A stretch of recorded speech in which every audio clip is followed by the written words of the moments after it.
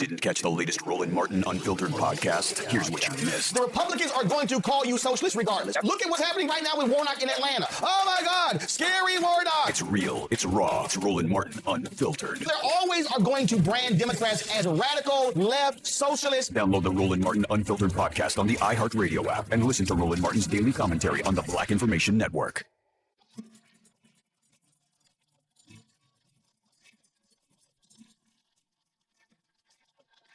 Hi, everyone. This is Mónica. Thanks so much for listening to the show. And thanks also for your feedback and comments.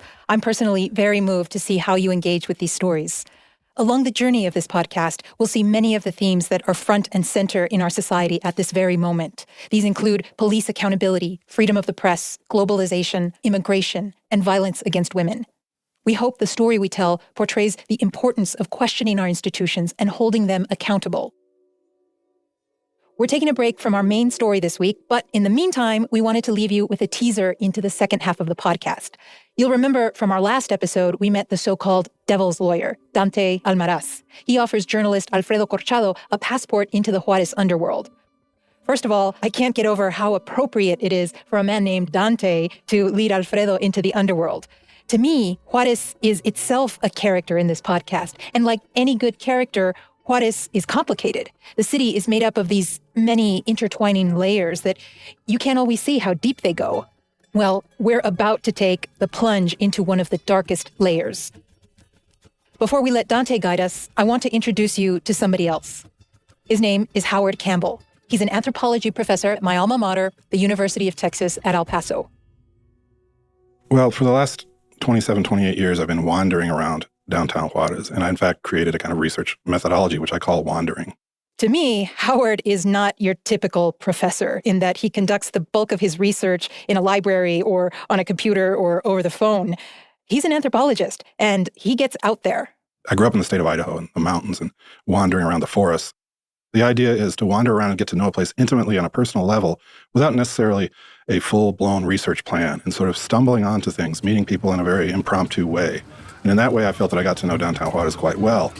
Of course, Avenida Juárez, in my opinion, is one of the great walking streets in the entire world. I would compare it to La Ramblas in Barcelona, or La Revo in Tijuana, or Reforma in Mexico City, or Broadway in New York City. I mean, it's an incredible street. Avenida Juárez, thousands of people at times on the street, and just this endless parade of interesting people and characters and unpredictable kinds of eccentric people and regular people and criminals and all the like. Can you describe what it's like to walk from El Paso over the bridge onto Avenida Juárez? And so once you get on the bridge, you're in this no man's land. You're going from one world to another, one country to another, one city to another. But also you're in this netherworld in which the law doesn't really hold as strongly as the United States government would like it to. And you see a lot of people making a living from illicit activity, scams, hustles, people begging, people selling drugs, people smuggling birds. The human creativity on the bridge is remarkable.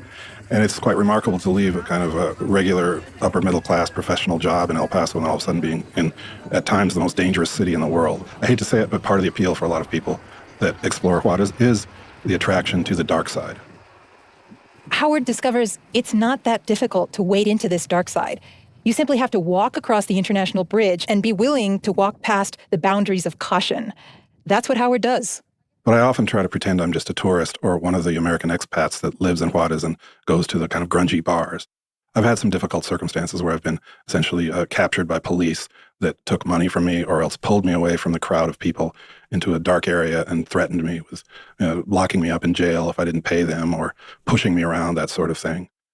About a year ago, I was robbed by a woman. It was a very strange circumstance. She told me this kind of sob story about how difficult her life was in Juárez, and she wanted me to see how badly she was living after being deported from the United States by President Trump, she said. Howard follows the woman to her one-room apartment, which is in what's known as a vecindad, in this case, a 3-story building on a dirt lot. Once I got into the apartment with the intention of interviewing her, she started taking off her clothes and said we were going to perform a sex act. And I said, well, I didn't come to do this. I came to interview you. And then she locked me into the room with a padlock and a chain on the door, picked up a hammer and a sharpened piece of metal from a table and threatened me. And as I turned to the right and looked at the wall, she had a table with 2 statues of La Santa Muerte and burning candles, sort of the Grim Reaper statue. After speaking English, she switched to Spanish and told me that she was a member of the Familia Michoacana drug cartel. And she started telling me if I didn't pay her, that she would call for her pimp. She called Jorge, and also the police. And so I was trapped. eventually I had to give her all of my money, and she let me out. And this woman was 5 feet tall, so I felt she beat me. She actually told me, I won, gringo. So sometimes you get your comeuppance. Maybe I deserved this, because I'd been exploring in the sort of the darker side of downtown Juárez for so long. I kind of expected something like this would happen, and ultimately it wasn't so bad. I lost some money and a bit of my pride, but I wasn't harmed.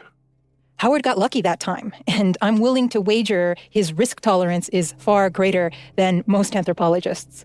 He also has the privilege of coming and going from Juárez whenever he pleases. That's a luxury lots of people who live in Juárez don't have. We'll hear more from Howard later in the podcast. And we'll be back with another full episode of Forgotten on June 29th. See you then.